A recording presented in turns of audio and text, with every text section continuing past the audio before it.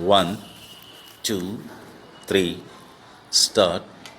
Fellow countrymen, the appointed day has come, and India stands forth again after long slumber and struggle, awake, vital, free, and independent.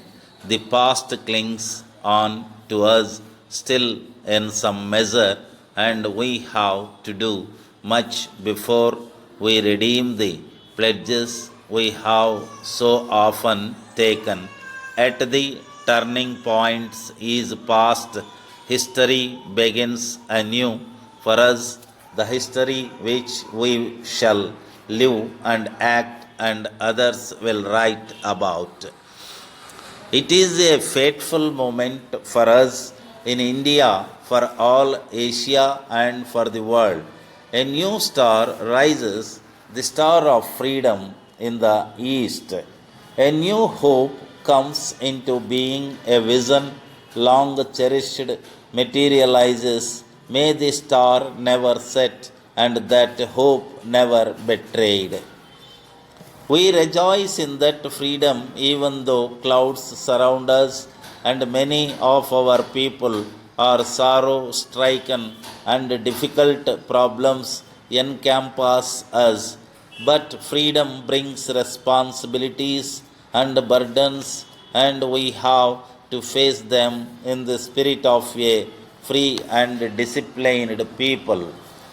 On this day, our first thoughts go to the architect of this freedom, the father of our nation, who, embodying the old spirit of India, held aloft the torch of freedom and lighted up the darkness that surrounded us. We have often been unworthy followers of his and have strayed from his message, but not only we, but succeeding generations will remembering this message and bear the imprint in their hearts of this great son of India, magnificent in faith and strength and courage and humility. We shall never allow that torch of freedom to be blown out, however high the wind or stormy the tempest. Our next thoughts must be of the unknown volunteers and soldiers of freedom who, without prize or reward, have served India even unto death. We think also of our brothers and sisters who have been cut off from us by political boundaries and who unhappily cannot share at present in the freedom that has come. They are of us and will remain of us whatever may happen, and we shall be sharers in their good and ill fortune alike. The future beckons to us. Whither do we go and what shall be our endeavor? To bring freedom and opportunity to the common man, to the peasants and workers of India, to fight and end poverty and ignorance and disease, to build up a prosperous, democratic and progressive nation, and to create social, economic and political institutions which will ensure justice and fullness of life of every man and woman.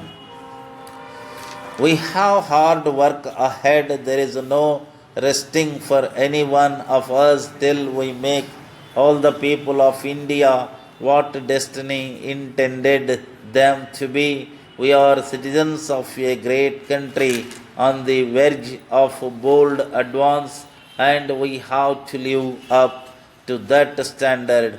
All of us too, whatever religion we may belong, are equally children of India with equal rights, privileges and obligations. We cannot encourage communalism or narrow-mindedness, for No nation can be great whose people are narrow in thought or in action.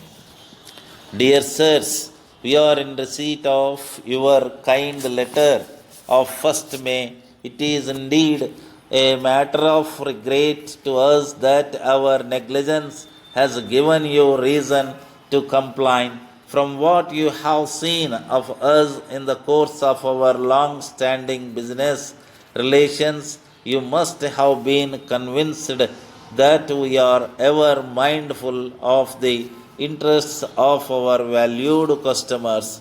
It is our duty, therefore, to clear up the charge of negligence rightly brought against us by you, if only to remove the blot on the fair name of our firm.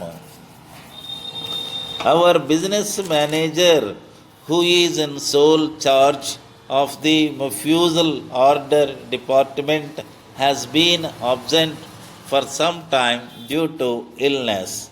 During his absence, the work of this department has been entrusted to a new hand.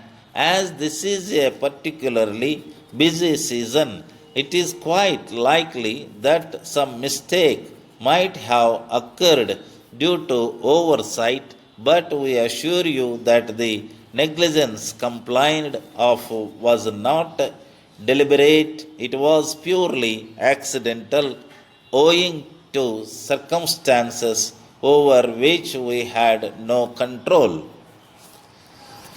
We would now request you to be good enough to send back the unapproved goods, debiting the cost of carriage to our account. Yours very truly.